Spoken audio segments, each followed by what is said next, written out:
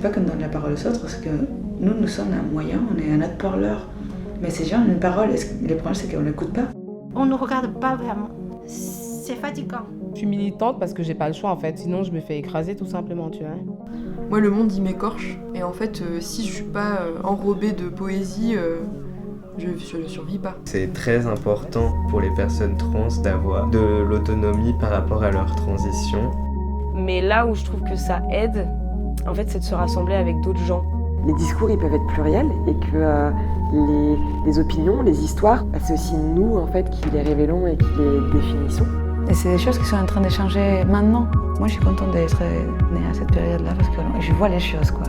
Et c'est hyper intéressant.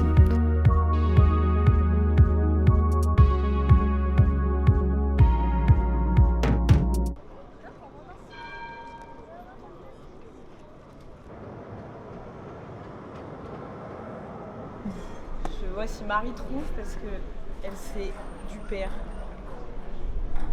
Ça va, ça commence dans 15 minutes. On a le taille. J'ai grandi dans la vallée de Chevreuse, qui est quand même un endroit, un milieu qui est hyper privilégié. Mais moi, ma famille nucléaire, elle l'était pas du tout, dans le sens où parents fonctionnaires et ouvriers, artisans et tout ça. Et qu'en fait, on avait juste des opportunités de vivre dans ce milieu très aisé parce que ma mère était fonctionnaire et donc on avait un logement de fonction. Et donc il y avait un gros décalage un peu avec les élèves avec lesquels j'étais en primaire, au collège et tout ça, où en fait on avait beaucoup moins de possibilités de consommation et de voyage en règle générale. Et je crois que ça m'a un peu... Je pense que ça m'a changé pour tout le reste, où je me suis rendu compte qu'on n'avait pas tous et toutes les mêmes chances, notamment dans l'écologie, tu vois, de remettre un peu les choses en place et de se dire, ok, on peut pas faire tous les mêmes changements en même temps. Et surtout, ça m'a donné un peu une valeur de l'argent et de l'économie qui est importante et qui, je pense, dans mon écologie, me suit un peu.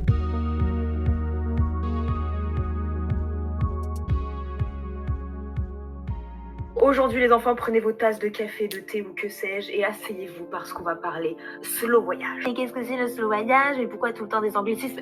Je vais tout expliquer en fait.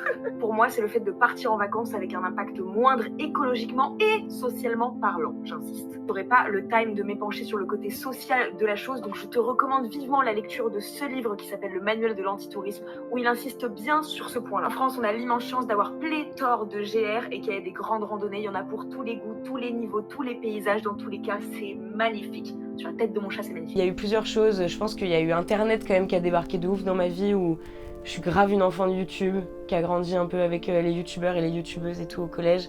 Et j'ai commencé à beaucoup suivre plein de blogs et tout, et à regarder pas mal de documentaires.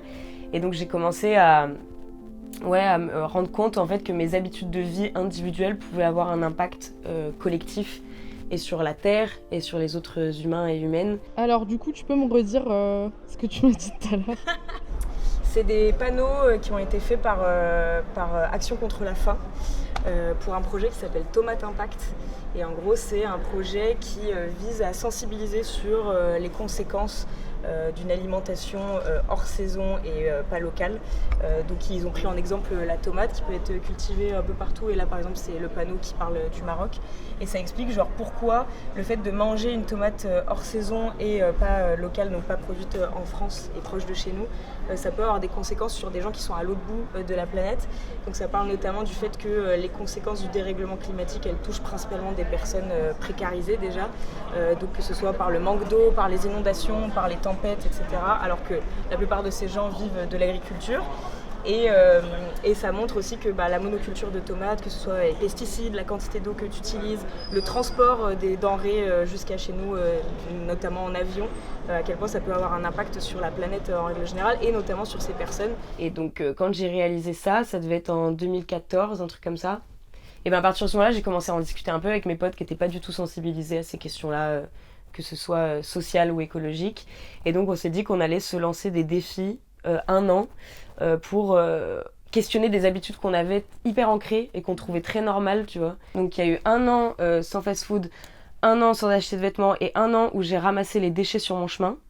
Donc en gros, quand je marchais dans la rue, j'étais déjà à Strasbourg, et je partais plus tôt, généralement quand je devais aller à la fac ou quand j'avais rendez-vous, pour ramasser les déchets sur mon chemin. Je ramassais tout. Et là, je me suis dit, oh, il y a tellement de déchets dans la rue, c'est l'enfer. Et donc je me suis dit, vas-y, je vais faire 1 an où je vais réduire mes propres déchets parce qu'en fait, j'arrive pas à gérer les déchets des autres. Et donc je me suis dit que pour faciliter cette transition-là, j'allais faire un compte Instagram pour commenter, faire comme une sorte de journal de bord de ma transition et de mes changements, mais à la base c'était vraiment pour ma sœur et pour mes potes, parce qu'en fait on me posait plein de questions en soirée et je crois que je commençais à en avoir un peu marre de parler que de ça en soirée, et donc je me suis dit je vais faire un compte Insta, comme ça les gens que ça intéresse, ils me poseront des questions dessus, et de parler un peu d'écologie non bourgeoise. C'était hyper important pour moi parce que j'avais l'impression que quand je suis arrivée sur les réseaux sociaux en 2018, les personnes qui parlaient d'écologie, déjà c'était majoritairement des femmes, je crois que c'est toujours un peu le cas quand même aujourd'hui, mais des meufs plus âgées, plus aisées, tu vois, qui avaient une écologie qui avait l'air super simple et très lisse, avec des enfants où t'as l'impression qu'elles galèrent jamais, que tout a l'air hyper simple et que les changements se font hyper naturellement. Et je crois que j'avais envie de montrer qu'il y avait une écologie plus en mode étudiante, boursière, fêtarde, tu vois, et qu'en fait ça te rendait pas forcément chiante d'être écolo et que ça te rangeait pas dans une case et ça te lissait pas, tu vois, que tu pouvais être écolo en étant normal, tu vois.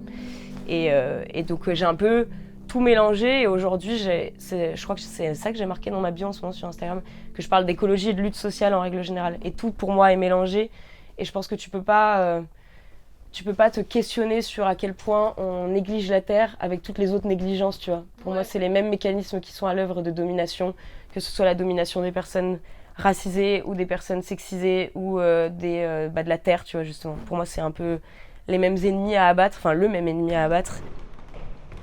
Et à la fin de cette année, en fait, le compte Instagram, il a rameuté un peu des gens que je connaissais pas. Et j'ai vu qu'il marchait bien, et donc j'ai continué à l'alimenter. Et mon engagement écolo a dépassé un peu mon petit cercle à moi et ma petite vie quotidienne. Et me dire, ok, je réfléchis à ce que j'achète comme bouffe. Je réfléchis à mes modes de transport, à comment je voyage, à comment je suis dans le milieu associatif et collectif en règle générale.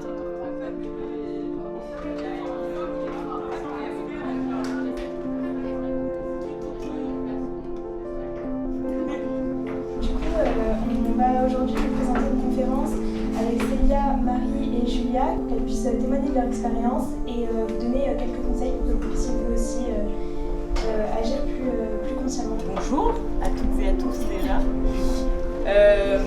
On va commencer par se présenter toutes les 3. Je vais laisser la parole à Marie. Allez, j'ai fait arbitrairement. Je crois que je me brimais vachement à me dire il faut que je parle que d'écologie, parce qu'en fait j'ai lancé mon compte pour parler de ça, qui s'appelle Quels déchets, et du coup il y a une notion vraiment d'être juste dans la réduction des déchets et tout. Et en fait je me suis dit mais il y a trop de trucs qui m'intéressent autre que ça. Déjà la santé mentale, parce que moi j'ai fait 5 ans d'études de psycho, donc forcément c'est quand même important dans ma vie et tout, et puis même à titre personnel j'ai fait plein de thérapies et tout, donc c'est quand même important. Donc j'avais envie de parler de santé mentale, donc au début j'ai amené un peu le côté santé mentale, notamment en parlant par exemple d'éco-anxiété, tu vois, de l'anxiété qu'on peut ressentir face aux changements climatiques qu'on connaît et qui nous attendent. Et puis après j'ai parlé de féminisme parce que je suis une femme et que au quotidien ça change un peu, tout ton rapport au monde est un peu induit par ça, tu vois. Et je commence à changer des trucs, je me renseigne typiquement en suivant des gens sur les réseaux sociaux, ou en lisant des livres, ou en regardant des conférences, ou en regardant des documentaires, et vous dire ok je vais typiquement arrêter le shampoing en flacon et je vais passer au shampoing solide, ou dire ok maintenant je vais acheter mes fruits et légumes au marché, je continue d'aller au supermarché mais j'achète les fruits et légumes au marché, et petit à petit en fait faire quelque chose comme ça de progressif et de pas vouloir tout changer du jour au lendemain, et surtout ne pas vous dire que c'est 100% ou rien, parce que souvent on se dit ça sert à rien que je fasse un peu si je fais pas tout, alors qu'en vrai personne fait tout et que personne n'est irréprochable et tout le monde fait des erreurs, et même quand on est très radical. Et l'objectif c'est plus de se dire que chaque geste que vous allez faire va compter pour notre avenir commun. J'essaye toujours qu'il y ait une notion de légèreté et d'humour. À chaque fois je fais des blagues et tout, parce que je me dis en fait le sujet est tellement lourd et c'est tellement anxiogène de base que si en plus tu te tapes des rapports du GIEC sans résumé et sans vulgarisation, t'as juste envie de crever. Et donc j'essaye un peu d'amener quelque chose de positif et d'entraide et de solidarité et de non-culpabilité, parce qu'en fait sinon tu pètes un câble, et j'ai pas envie de décourager les gens, j'ai envie d'insuffler un truc un peu positif et tout. Donc c'est un peu l'objectif de toutes les conférences que je fais en règle générale, c'est de positiver, d'essayer d'avoir un espèce de vent un peu frais, de se dire genre c'est possible de faire des trucs sans avoir envie de se mettre en position fétale au sol. J'ai lu une étude du cabinet Carbone 4 de 2019 dans laquelle il était écrit que si individuellement on était hyper engagé, eh ben on réduirait notre empreinte carbone de 25%.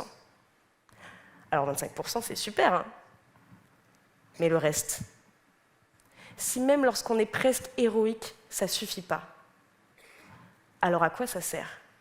C'est pour ça que je me sentais pas complète.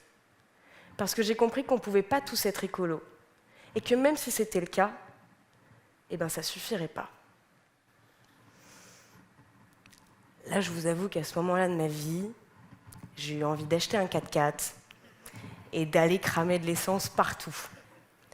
Donc il fallait trouver une autre solution. Et comme toute personne un tantinet désespérée, j'ai eu besoin de parler. Donc j'ai commencé à lancer la discussion avec des amis, j'ai rejoint des associations, j'en ai parlé sur Internet, bref, j'ai vidé mon sac pour éviter de couler. Parce que je pense que si tu fais des conférences hyper sérieuses, en donnant plein de chiffres et en étant très rigide et tout comme ça, déjà je pense qu'en fait t'en ressors avec pas du tout l'envie de changer les choses, mais avec juste envie envie de mourir, quoi. Ce qui est quand même pas... Enfin, qui est certes peut-être un peu écolo parce que du coup tu produis moins de pollution, mais qui te donne pas trop envie de changer les choses. Et du coup moi je suis plus dans ce truc de... C'est toujours ça, c'est de faire des blagues pour parler de trucs sérieux. Et en plus j'ai l'impression que tu peux faire passer des messages un peu hardcore, mais avec des blagues, avec de l'humour, avec un truc un peu sarcastique, un peu provocateur. T'es genre en fait de manière un peu insidieuse, les gens ils voient même pas que t'es en train de planter des grosses graines dans leur tête. C'est déstabilisant parce qu'on n'a pas l'habitude d'avoir des retours timides ou voire même pas de retours. C'est pour ça que j'avais envie de savoir. Et puis ça reste aussi des élèves de L1, pour eux c'était de voir là. Tu vois, ils sont venus voir une conférence qui est obligatoire, ils étaient obligés d'être là les étudiants. Ah ouais. Soit ça peut servir à rien, et encore je crois pas que ça puisse servir à rien parce qu'ils ont quand même entendu des trucs, tu vois. Et puis, une fois que t'as semé ça, il se passe quelque chose derrière. Ils sont quand même la génération où ils savent quand même quoi. Ouais, mais tu sais, je pense que même au-delà de l'âge, en fonction de ton milieu, oui, c'est clair. tu vois, social, professionnel, d'études typiquement, il y a des gens aussi qui peuvent se dire j'en ai rien à foutre et je consomme parce qu'on va crever et que voilà, tu vois. Mais je pense que statistiquement, il y en a quand même moins qui sont à ce truc-là que nous quand on était plus jeunes. Tu vois. Oui, grave. Ouais. Parce que c'est ce qu'on disait, nous on a vraiment capté vachement plus tard et tout. En fait, d'habitude, quand on fait des trucs d'écologie, soit on est déjà dans des milieux qui sont eux-mêmes écolos et du coup tu sais que les personnes qui vont fréquenter ces milieux sont écolos aussi, ou soit c'est des trucs qu'on ouvre au public par nos comptes Insta et on sait que les gens qui nous suivent sur Instagram, ils sont un minimum concernés. Ouais. Et du coup, le fait d'aller vraiment dans des endroits où tu sais que c'est pas que t'es pas la bienvenue, mais c'est que conquis, quoi. Ouais, c'est ça, c'est pas en terrain conquis, c'est la première fois. Et je pense que c'est là où c'est le plus important, c'est d'aller dans les grandes entreprises, d'aller dans les écoles qui sont pas sensibilisées, d'aller dans les écoles tout court en fait aussi, d'aller avec les primaires, d'aller avec les collèges. En fait, j'ai l'impression de passer mon temps à prêcher des convaincus, tu vois. C'est-à-dire que à chaque fois, je fais des conférences pour des gens qui sont déjà écolos, je fais des ateliers de sensibilisation pour des gens qui sont déjà sensibilisés. Et du coup, tu dis en fait, on est juste en train de tous se passer de la pommade ensemble en se disant c'est trop bien ce qu'on fait, on a trop raison, on est trop gentils. Parfois, t'apprends un peu des nuances ou t'apprends des trucs un tout petit peu plus poussés, mais tu fais pas un gros électrochoc à quelqu'un et tu viens pas bousculer des personnes dans leurs habitudes. Et en fait, je trouve ça hyper difficile de se mélanger dans les milieux en règle générale. Même là, je discutais avec des lieux éco-solidaires à Stras pour faire des ateliers de sensibilisation. Je me dis, il faut qu'on trouve un moyen de ramener des gens qui n'iraient pas de base, parce que même quand tu te rends à un atelier de sensibilisation, c'est-à-dire que de base, t'es déjà intéressé, tu vois. Comment tu définirais ta manière d'être écologique? Est-ce que ce serait une écologie du quotidien Moi, c'est plus une écologie... Moi, je crois que c'est plus une écologie de boycott. Moi, je suis beaucoup dans le boycott, quoi. C'est-à-dire que je vais essayer... j'essaye au maximum de ne rien acheter des choses avec lesquelles je suis pas en accord, quoi. C'est-à-dire que je vais pas au supermarché, j'achète pas de fast fashion, je prends pas l'avion. Enfin, ça va être plus un truc comme ça de refuser de financer des choses. Moi, mon écologie, elle passe beaucoup par là, elle passe beaucoup par l'alimentation, avec le fait d'être en circuit court, le fait aussi de boycotter les produits des produits qui viennent des animaux en règle générale. Je suis pas à 100% végétalienne, mais je tends quand même au maximum à ça. Et d'être dans un truc très local. J'essaye d'être vraiment implantée à Strasbourg et d'être vraiment implantée en Alsace, donc de manger alsacien, de consommer alsacien, même des créateurs et des créatrices alsaciens et alsaciennes, et d'être vraiment d'être dans ma ville et d'être dans des collectifs aussi qui sont ancrés à Strasbourg. Donc vraiment un truc de retour à la simplicité et à la proximité. Voilà, ça c'est hyper important. Laissez-moi vous présenter ce merveilleux sac à dalle avec lequel je devais partir 2 semaines en baroude en France et j'avais envie de vous montrer ce que je fous dedans pour qu'il y ait tout ce dont j'ai besoin, mais qui reste minimaliste et léger parce que je suis censée marcher avec et pas m'écrouler avec. Toilette pharmaceutique de la marque Pachamama, c'est le Black is Black, c'est celui qui est au charbon.